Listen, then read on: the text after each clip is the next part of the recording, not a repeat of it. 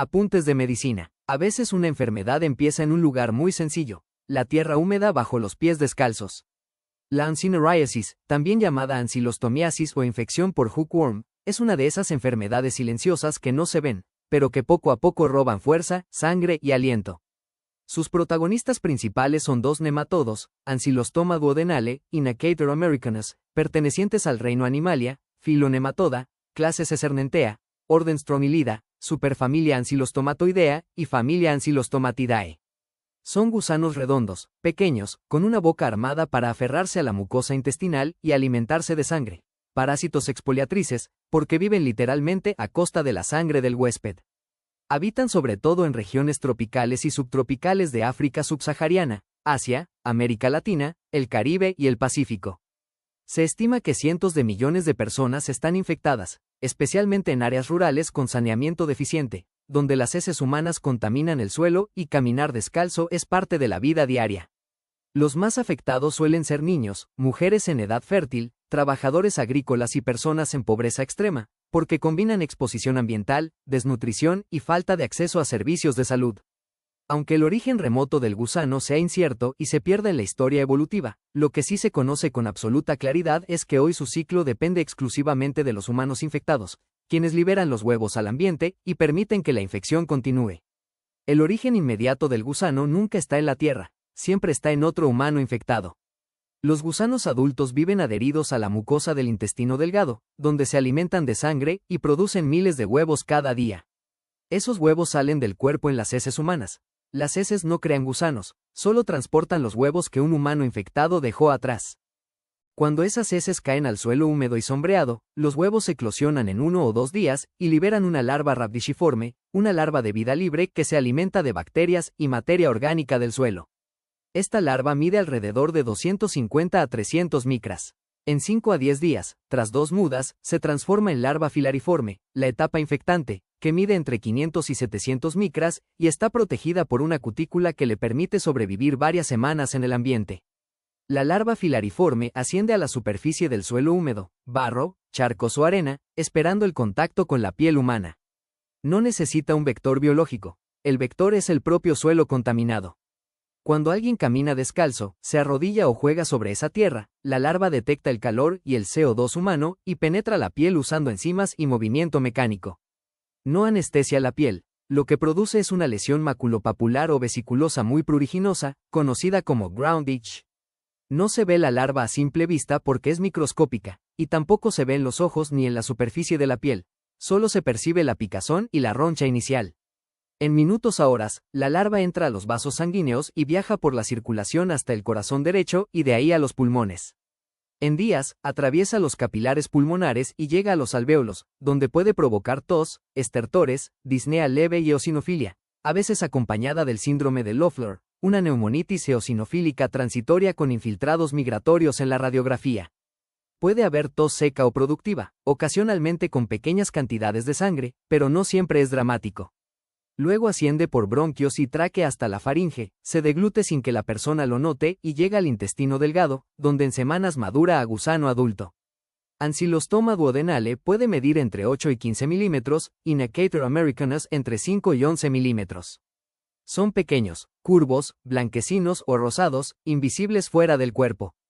Allí se fijan con dientes o placas cortantes, laceran la mucosa y se alimentan de sangre. Por eso la anciloriasis es una infección expoliatriz.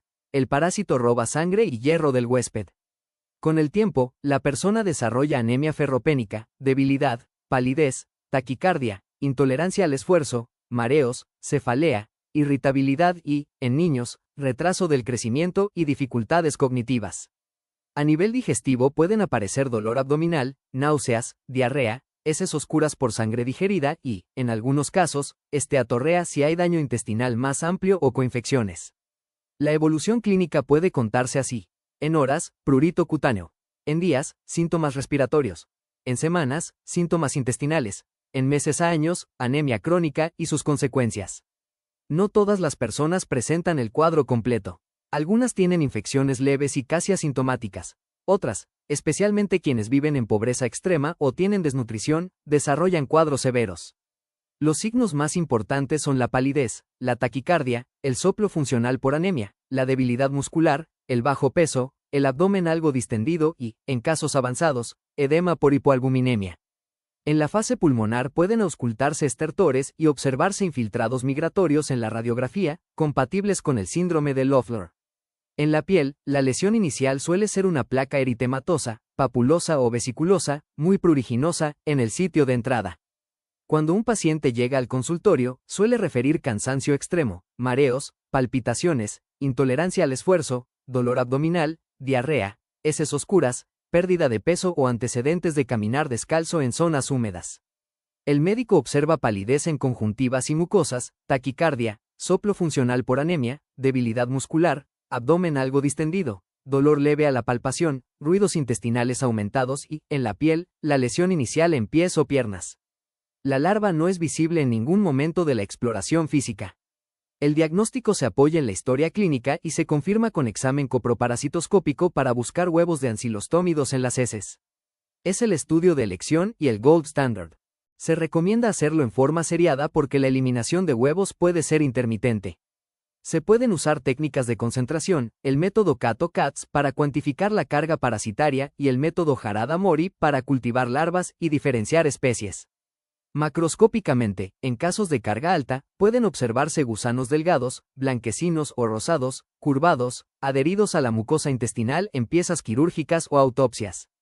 Microscópicamente, los huevos son ovalados, de cáscara delgada, con un embrión segmentado. En la histología se observa inflamación de la mucosa intestinal, erosiones, hemorragias focales e infiltrado eosinofílico. En sangre es frecuente encontrar eosinofilia y anemia microcítica hipocrómica. Desde el punto de vista patológico, la Ancinorrheiasis es una enfermedad exfoliatriz. El parásito no solo ocupa espacio, sino que roba nutrientes y sangre. La pérdida crónica de hierro puede llevar a anemia severa, insuficiencia cardíaca de alto gasto, mayor susceptibilidad a infecciones y deterioro del rendimiento escolar y laboral. En embarazadas aumenta el riesgo de parto prematuro, bajo peso al nacer y complicaciones maternas. En niños puede condicionar retraso del crecimiento y del desarrollo neurológico. En la fase pulmonar, el síndrome de Loeffler suele ser autolimitado, pero en personas con asma u otras enfermedades respiratorias puede agravar los síntomas. Si la infección no se trata, pueden aparecer complicaciones importantes. La anemia severa debilita todos los músculos del cuerpo, incluyendo el piso pélvico.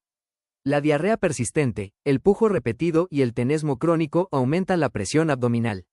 La desnutrición reduce la masa muscular y el soporte anatómico.